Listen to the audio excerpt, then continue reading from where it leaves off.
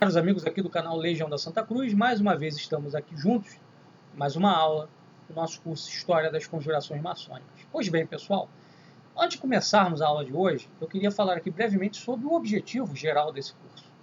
Quando nós o iniciamos, nós elaboramos uma ementa, onde o nosso objetivo ficou claro, que era o de fornecer a você uma argumentação histórica sólida para fundamentar a hipótese de que a maçonaria teve um papel fulcral na história, na direção de grandes acontecimentos históricos, manejando esses acontecimentos na direção inversa daquela que a Igreja Católica pretende no que tange ao direcionamento da sociedade. Ou seja, a nossa tese basal era de que a maçonaria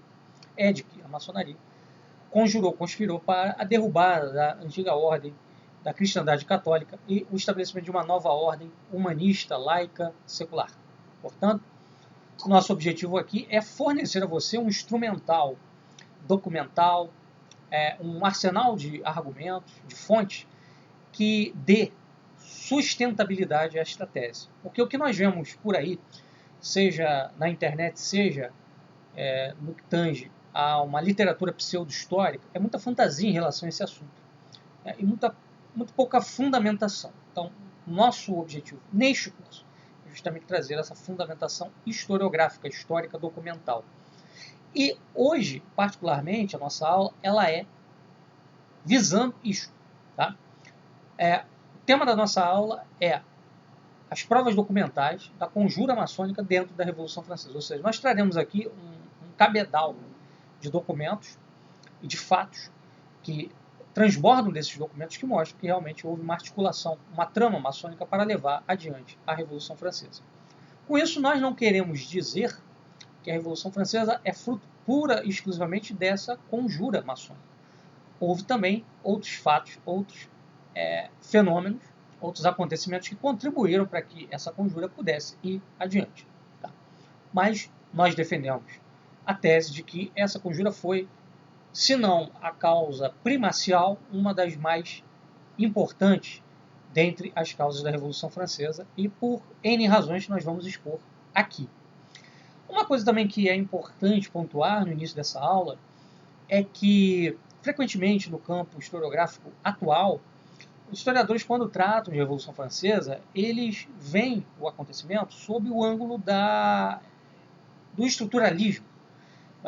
O que seria essa ideia de estruturalismo na história? É basicamente a ideia de que a história é feita não por agentes históricos, homens, sujeitos, mas sim por estruturas. Ou seja, os sujeitos seriam única e exclusivamente pacientes e as estruturas seriam os agentes. Tá? Então, quando se fala, por exemplo, de Revolução Francesa num contexto de marxismo, tá? O que os marxistas pensam?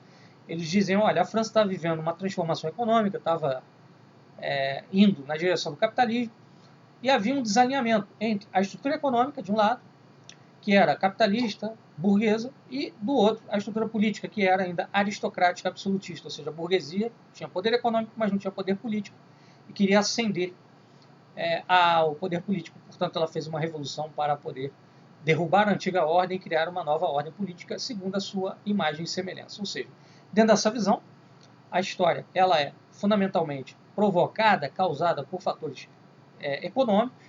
Tá? A Revolução Francesa ela adquire, portanto, aí um caráter de classe, ou seja, foi uma revolução para colocar uma nova classe, uma classe emergente no poder, tá? E de modo que são as estruturas econômicas que explicam a Revolução Francesa, que explicariam a Revolução Francesa. Um dos grandes representantes dessa visão historiográfica é Albert Soubou, né, um historiador francês de linha marxista, tá, que tem inclusive uma obra sobre a Revolução Francesa. Uma outra linha também muito comum é aquela seguida, por exemplo, por Kant e por tantos filósofos de linha iluminista, que dão conta de que, na verdade, havia, melhor dizendo, um desalinho, não entre a estrutura econômica e a estrutura política, mas sim entre a estrutura mental e a estrutura política.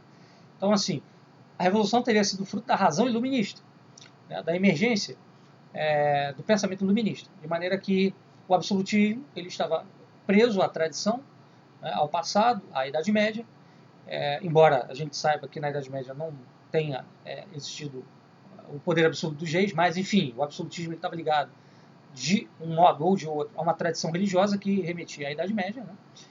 E de maneira que quando a razão chegou a um certo grau de desenvolvimento, ela se liberou dos dogmas religiosos e aí ela exigia um novo tipo de arranjo político-social que o absolutismo não era capaz de fornecer. Então, foi feita a Revolução justamente para trazer à luz, né, à luz do dia a dia, né, político, né, do dia a dia social, aquelas novas visões filosóficas que o homem conseguiu eruir do Renascimento, da Ilustração e etc.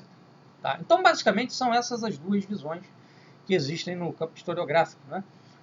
De que a Revolução Francesa ou foi fruto do capitalismo, da burguesia, né? Ou, né, da razão iluminista. Bom, essas intervenções elas não estão completamente destituídas de sentido, né? Mas elas têm que ser bem localizadas. Porque o fato é que a França, ela, como mostra uma obra do Alfred Coban, melhor dizendo, né, o historiador Alfred Coban, o livro Interpretação Social da Revolução Francesa, ela não tinha ainda, a França, uma burguesia amadurecida como a Inglaterra. Ela não possuía ainda um capitalismo amadurecido como o inglês. Então, falar de capitalismo na França é uma metáfora, né? Não existia precisamente um capitalismo na França na época, né, antes da Revolução Francesa. A gente pode falar de capitalismo na França amadurecido a partir de Napoleão, né, e só.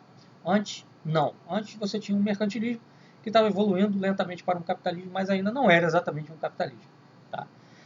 E por outro lado, né, a grande parte dos atores da Revolução, né, os sans-culottes, por exemplo, que entraram na Revolução, que também atuaram na Revolução, eles não tinham conhecimento dos filósofos da Ilustração.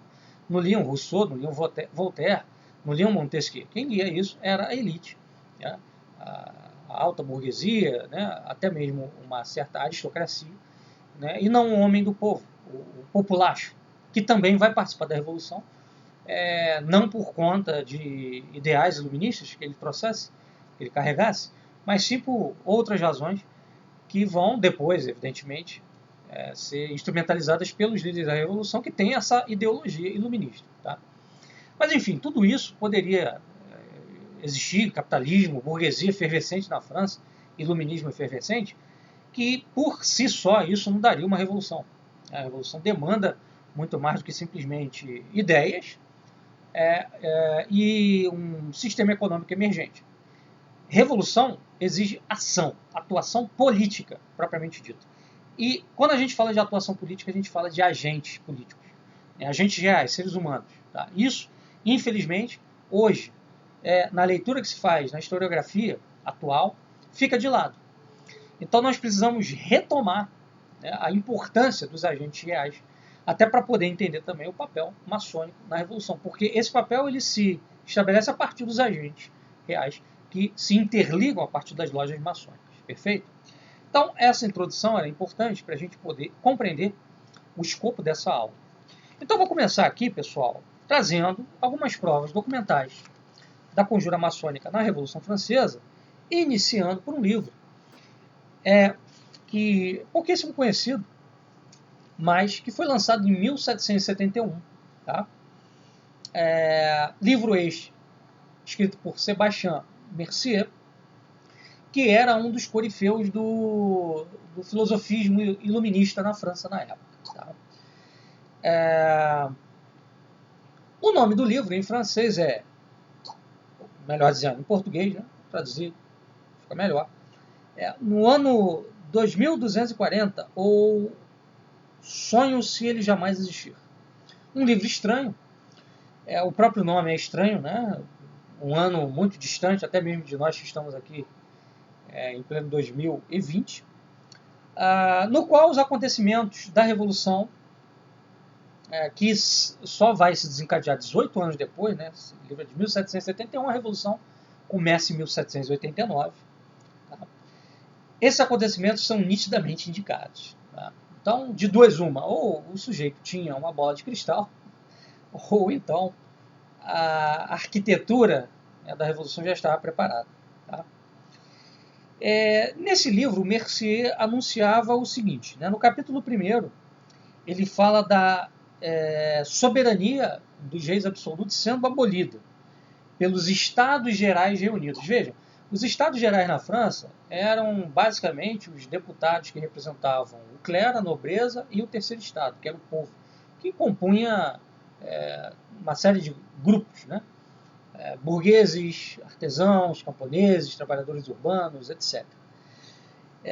Desde Luís XIII, se eu não estou enganado, os Estados Gerais não eram mais convocados. Ou seja, mais de um século, né, que não havia uma convocação dos Estados Gerais para resolver questões políticas na França. Aí o Mercier fala de uma derrubada, né, do rei pelos Estados Gerais reunidos. Foi exatamente isso que aconteceu. Né? Em 1789, 14 de julho, a Assembleia, os Estados Gerais, né, ou melhor dizendo, o terceiro Estado, né, o povo, se declarou Assembleia Nacional Constituinte e começou a Revolução. Perfeito? A Bastilha é derrubada. Olha aí, mais um acontecimento que se deu justamente logo ali no início, né, da Revolução, queda da Bastilha. Os mosteiros são abolidos, os monges casam, o divórcio é permitido, o Papa é despojado de seus estados. Bom, o despojamento do Papa de seus estados só vai acontecer em 1871, com a unificação italiana. Antecipa em quase um século o acontecimento. Né? Quanto aos mosteiros abolidos, isso é fato. A Revolução Francesa mandou fechar conventos, mosteiros, etc. Vários religiosos foram mortos. Né? Padres que não aceitavam a Constituição Civil do clero, que exigia que o clero jurasse o nome da Constituição, eram proibidos de rezar a missa e etc. Outros fatos também apontados por Mercier. Por exemplo, capítulo 3, tá? Mercier descreve exatamente a forma dos trajes dos revolucionários. O boné, a grande gravata, o corte de cabelo adotado pelos revolucionários, com detalhes, inclusive. Né? No capítulo 6, intitulado Os Chapéus Enfeitados, ele fala da abolição das ordens e dos títulos, ou seja, dos títulos nobiliários, aristocráticos, abolição da nobreza. Também aconteceu, né? Já ali no período da Convenção.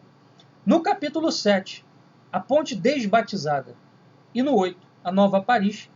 Né, o livro gira em torno de certas mudanças a serem feitas na parte material pelos revolucionários. Em parte elas foram feitas, em parte, né, projetadas, de modo que só viriam a ser realizadas no século XIX, né, ali no período de 1830, a primeira Revolução Liberal, depois 1848. E em 1870, com a República de Guizot. Perfeito? Então, quer dizer, é uma antecipação de fatos que só vão acontecer, alguns deles, 100 anos depois, para vocês terem uma ideia. Né? Quer dizer, como é que o sujeito pôde prever isso? Né? Em um capítulo também do livro, né, o Mercier ele fala do assassinato de Luís XVI. Logo no início dessa época terrível e sangrenta, né? que era um assassinato que devia se juntar a muitos outros assassinatos. Enfim. Então você tem aí, nesse livro, uma série de antecipações do que vai acontecer na Revolução. A pergunta que fica porque o Mercier tinha uma bola de cristal? Parece-me que não. Né? Então vamos lá a mais documentos referentes à Revolução. Em 1781, houve uma convenção dos Illuminati, que eram um setor da maçonaria, como nós já vimos em aulas anteriores. Essa convenção foi em Williamsbad, se não me engano, na Alemanha, tá? 1781, e houve um deputado que pertenceu à Assembleia Nacional Constituinte da França, deputado revolucionário lá do terceiro Estado, que era o Mirabeau, tá, que participou dessa convenção. E os documentos dessa convenção chegaram ao nosso conhecimento. Tá? Mirabeau, ele criou uma loja chamada Amigos Reunidos, uma loja maçônica na França, onde ele vai iniciar também um outro líder da Revolução, que é o Talleyrand. Então, Mirabeau e Talleyrand foram líderes revolucionários. Tá? Uma coisa também interessante aí é o seguinte, a gente vai voltar a essa convenção, tá? Logo depois. Na França, o Grande Oriente, né, maçônico, ele vai ser fundado apenas em 1772. Ou seja, você já tinha lojas independentes, mas a organização dessas lojas em torno de uma liderança foi em 1772. Tá?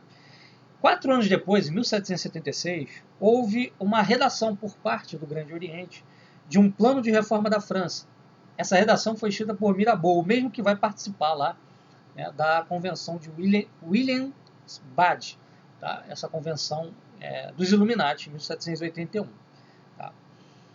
Interessante que nesse plano de reforma de Mirabeau, quais eram os pontos fulcrais? Né? A implementação da liberdade individual, fim do absolutismo régio, criação de uma Assembleia Nacional Constituinte, etc. Ou seja, todo o planejamento da Revolução já estava sendo feito ali. Tá? Uma coisa interessante a respeito do que eu falei aqui dessa convenção de Williams-Bade, em 1781, é que os documentos que chegaram até os historiadores mostram que nessa convenção esse pessoal, né, ligado à maçonaria e esses grupos mais radicais Illuminati, eles tinham chegado à conclusão de que havia acabado a fase de influência moral da maçonaria, né, influência no campo das ideias, no campo da filosofia, do pensamento, e eles teriam que começar a passar para o campo da ação política. Então, primeiramente fizeram, né, uma revolução cultural, mudando mentalidades, insuflando novas ideias, para depois passar à ação propriamente dita. Tá? E isso ficou resolvido em 1781, nessa convenção. Tá? E quem ficou com a missão de levar isso a cabo foi o Duque de Chartres, também conhecido como Felipe Égalité, um dos principais próceres da Revolução Francesa. Tá? Interessante que o Duque de Chartres, assim que termina essa convenção de Williams-Bade, ao voltar para a França, ele faz o quê? Ele vincula o Grande Oriente da França, tá, à loja-mãe, né, a grande loja, né, que tinha sua sede lá na Grã-Bretanha. Tá? Isso também acontece em 1781, ou seja, mais ou menos a ideia era coordenar as ações do Grande Oriente da França pelos do Grande Oriente inglês, tá? Pela loja-mãe da Inglaterra. Perfeito? E uma coisa também importante, nessa convenção de 1781, também fica resolvido o assassinato de 2 reis, Luís XVI e o rei da Suécia. Vejam, já naquele documento de Mercier se fala do assassinato do rei, né? E novamente na convenção de Williams-Bade isso é confirmado. O assassinato do rei Luís XVI é um elemento fulcral para levar a cabo a Revolução Francesa. Tá? Bom, um outro ponto também interessante, né? Um outro documento também que vem ao encontro disso tudo que a gente está falando aqui, foi um levantamento feito, tá, por 2 historiadores, o Augustin Cochin e o Charles Carpentier, tá? 2 historiadores franceses. Eles fizeram um estudo sobre a campanha eleitoral de 1789. Então vamos situar isso aqui. O que aconteceu em 1789? A França está vivendo uma crise econômica muito forte, o rei queria passar novos impostos, tá? Isso não foi muito bem aceito, e aí o que foi proposto para o rei? Né? Convocação dos Estados Gerais. Aí a pergunta que fica, quem propôs isso para o rei? Né? Evidentemente o rei ele estava cercado, como mostra, por exemplo, o Abade Barruel na sua obra Memória do Jacobinismo, por conselheiros ligados à maçonaria. Então, quem aconselhou o rei a convocar os Estados Gerais foram maçons, né, ligados ao seu conselho, que faziam parte do seu conselho, perfeito? Então é o seguinte, nessa convocação dos Estados Gerais seriam eleitos deputados que representariam o clero, a nobreza e o povo, né, o primeiro, o segundo e o terceiro estado. Tá? E no meio disso tudo aí, seriam feitas petições ao rei pelas comunas, pelas vilas, pelas províncias, pelas cidades, pelos feudos espalhados pela França. Tá? E aí o que a gente vê é o seguinte, a gente vai pegar aqui algumas anotações sobre esse fato muito interessante que esses 2 historiadores levantam. Tá? Vamos lá.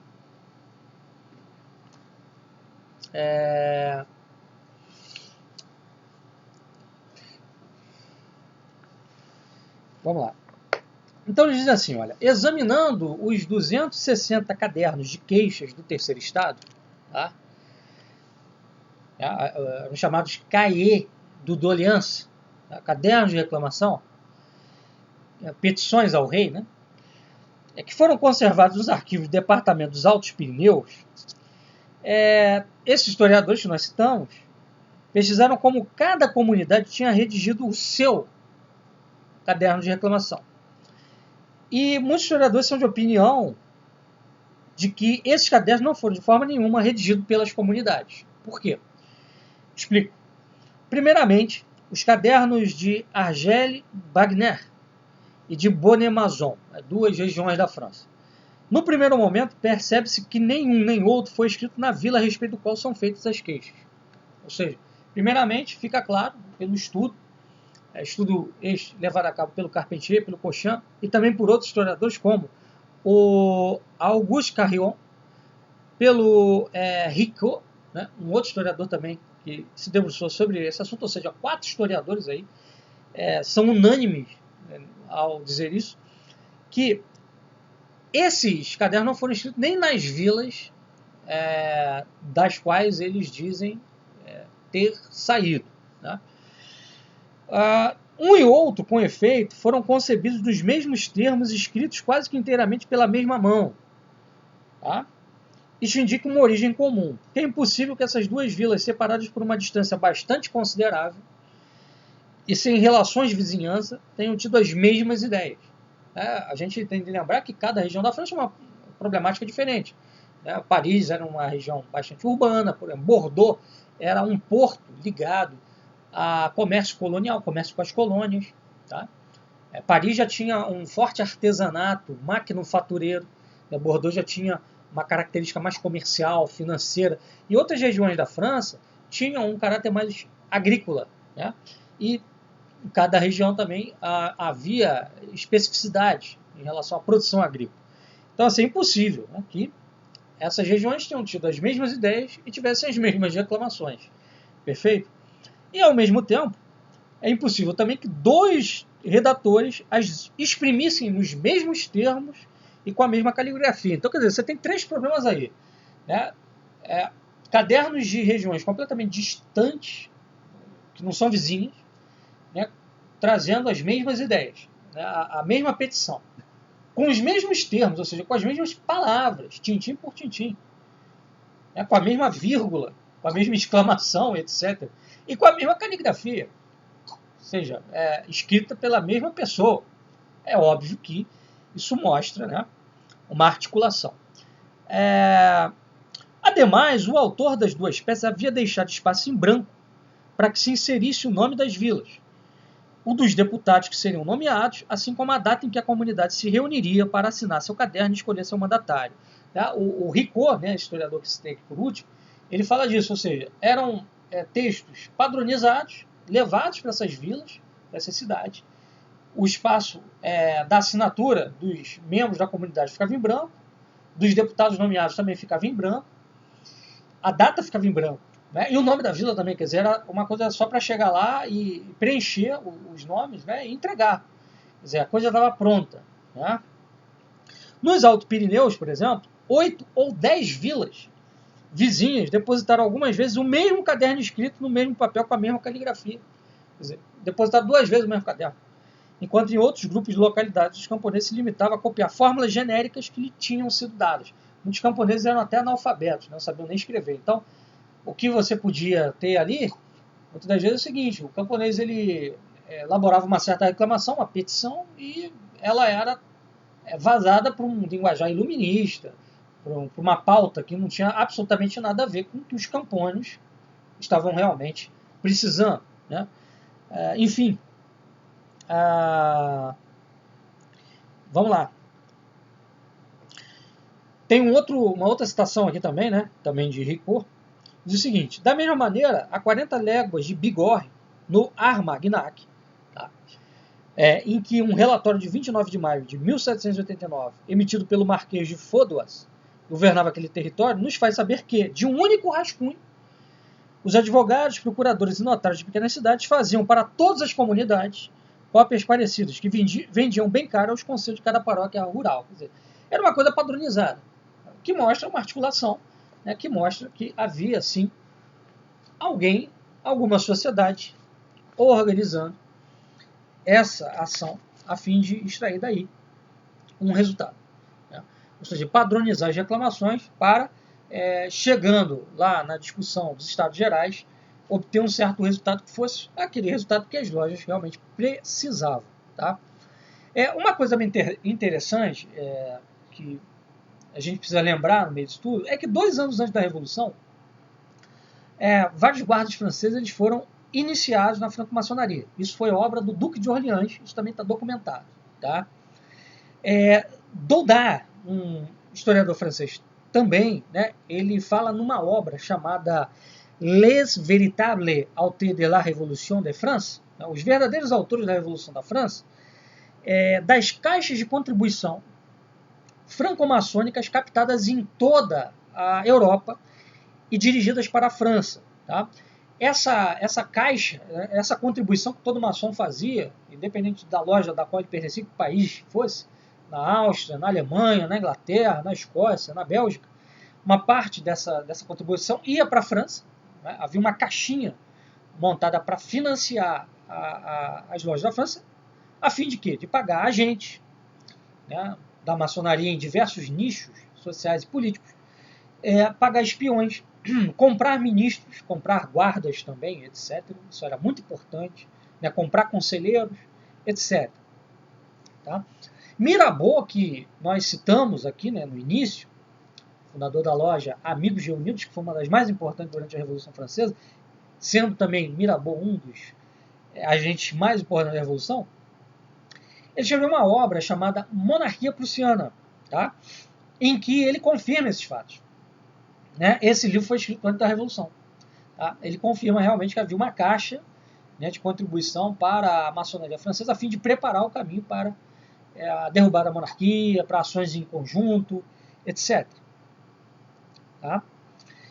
Então, esse primeiro ponto aqui que nós levantamos em relação aos documentos é muito importante porque isso dá solidez, né, à tese de que realmente houve uma conjuração, uma articulação maçônica para fazer a Revolução acontecer. Né? Agora, alguns fatos também importantes que a gente deve levantar em relação logo ao início da Revolução, em relação à queda da Bastilha e ao chamado Grande Medo. A Bastilha era uma prisão onde inimigos do Estado, inimigos do absolutismo ficavam, e ela era muito simbólica. Né? Então, assim, derrubar a Bastilha significava derrubar o regime. E o Grande Medo, o que foi? O Grande Medo foi assim, um massacre, né, que aconteceu no interior da França. Comumente, a historiografia apresenta esse Grande Medo como sendo fruto de uma rebelião dos camponeses contra a nobreza feudal, mas a coisa é muito mais complexa. Tá? Então, primeiramente, sobre a queda da Bastilha, é bom entender algumas coisas. Em primeiro lugar, no dia 13 de julho de 1789, um dia antes da queda da Bastilha, houve uma reunião de vários conjurados na igreja de Santo Antoninho. Era muito comum esses maçons se reunirem em alguma igreja. Tá? Por exemplo, os jacobinos, né, se reuniam na igreja de Saint-Jacques, daí o nome jacobinos. A ordem do dia nessa reunião era a organização de uma milícia burguesa. E essa reunião ela foi presidida por 2 maçons, né? Dufour, que era advogado do Grande Oriente, e Villeneuve, que era deputado da loja Moderação, ou seja, ele era um deputado do terceiro estado que representava a loja Moderação, quer dizer, representava a burguesia, mas fazia parte de uma loja maçônica. Né? Então, quer dizer, são esses 2 caras que vão montar uma milícia armada para derrubar a Bastilha e para desencadear, né, o caos em Paris. Tá? Quem comanda o ataque à Bastilha não é nenhum dos 2. Tá? É Moreton de Chambrillin, que era maçom da loja Candura. Tá bom? Quem vai tomar a Bastilha é uma comuna, tá? E que vai ser liderada pelo Laizé. Laizé era um líder maçom também, tá? Burguês, que também era oficial do Grande Oriente. Então, vocês veem que logo no iniciozinho da Revolução, as ações de caotização, vamos dizer assim, de protestos, né, manifestações, ações realmente violentas contra o poder, são lideradas por 4 maçons, né, Dufour, Villeneuve, Chamberlain e o Laizet.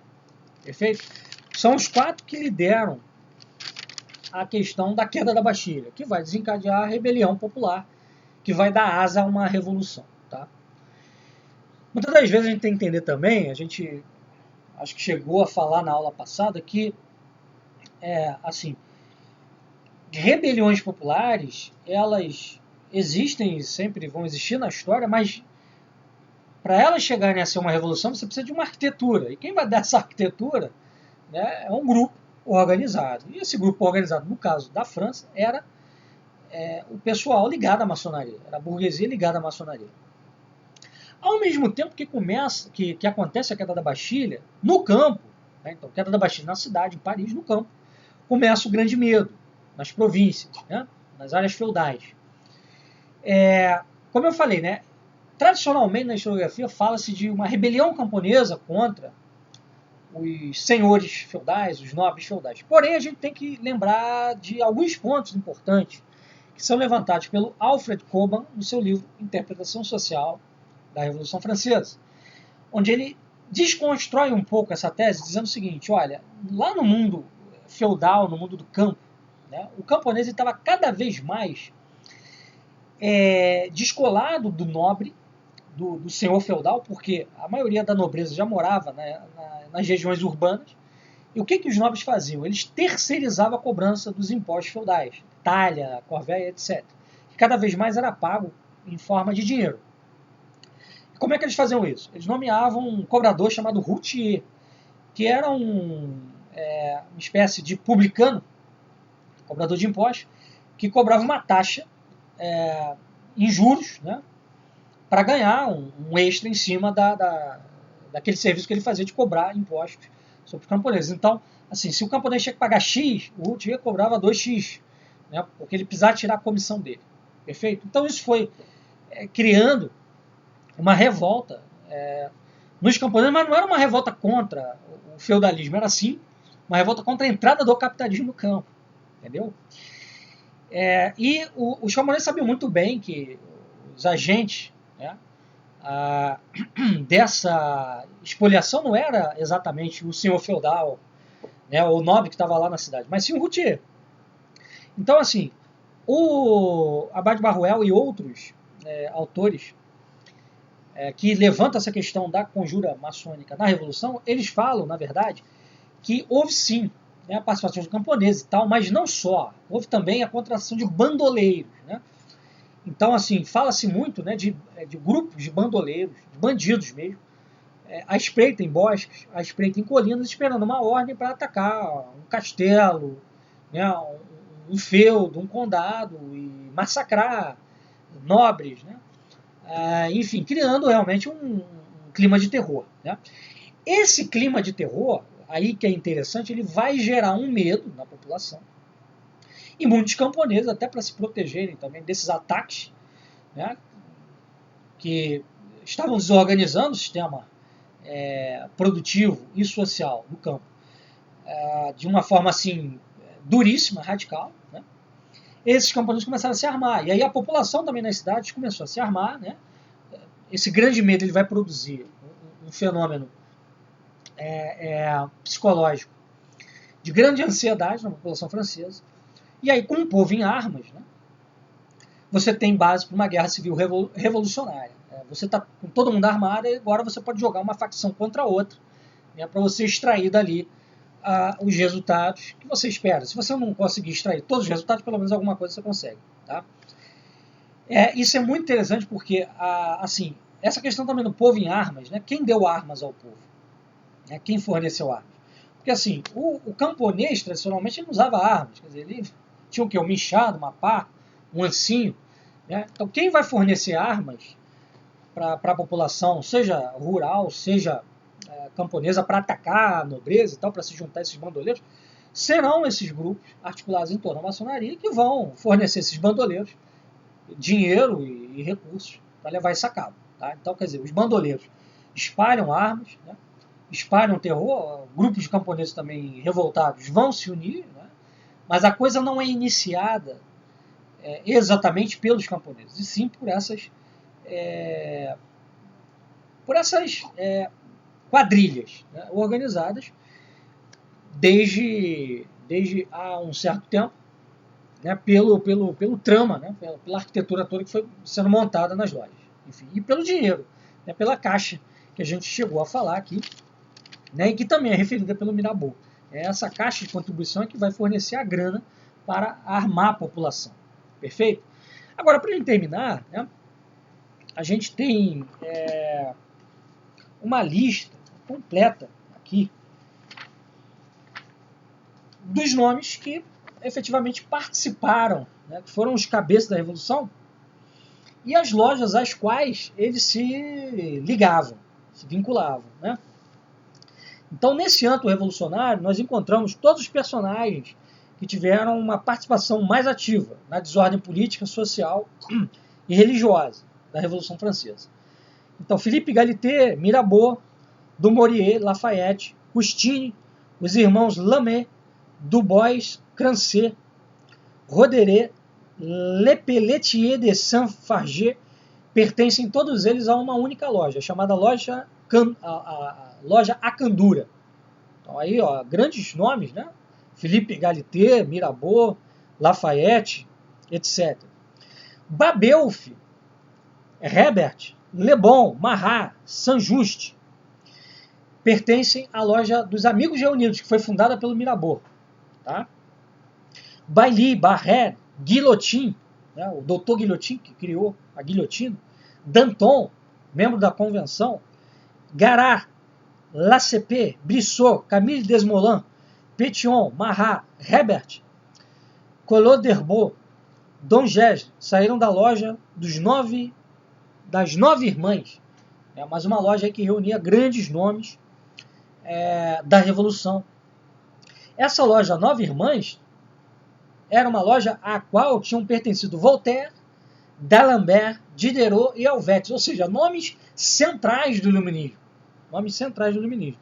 Sieyès fazia parte da loja dos 22 e Robespierre era a Rosa Cruz do capítulo de Arras. Tá? Vocês vejam, por exemplo, esses personagens todos estão ligados a fatos que aconteceram, fatos decisivos da Revolução.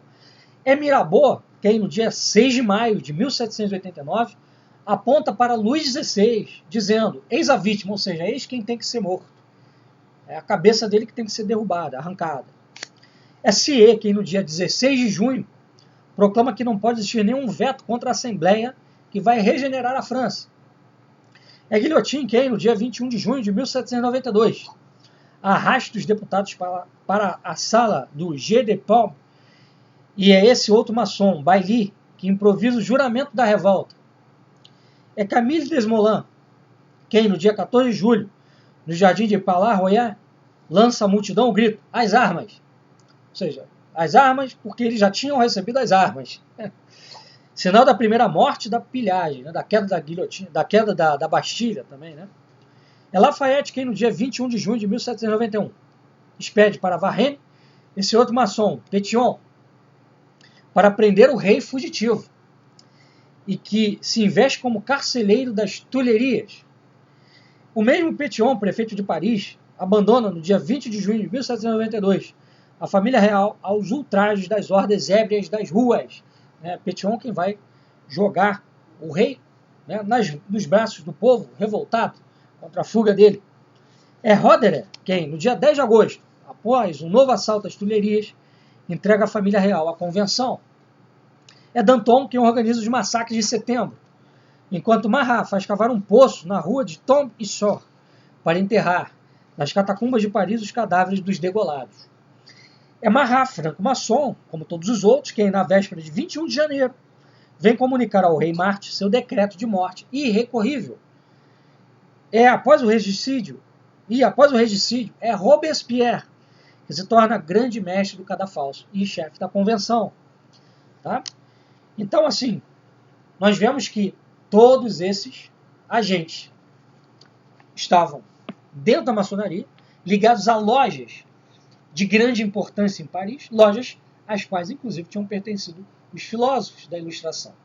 Então, isso tudo, pessoal, creio eu, prova, demonstra de forma cabal que a Revolução Francesa não poderia ter sido possível sem uma conjura maçônica. Na próxima aula, nós continuaremos a falar da Revolução Francesa e espero que esta aula tenha sido produtiva para todos.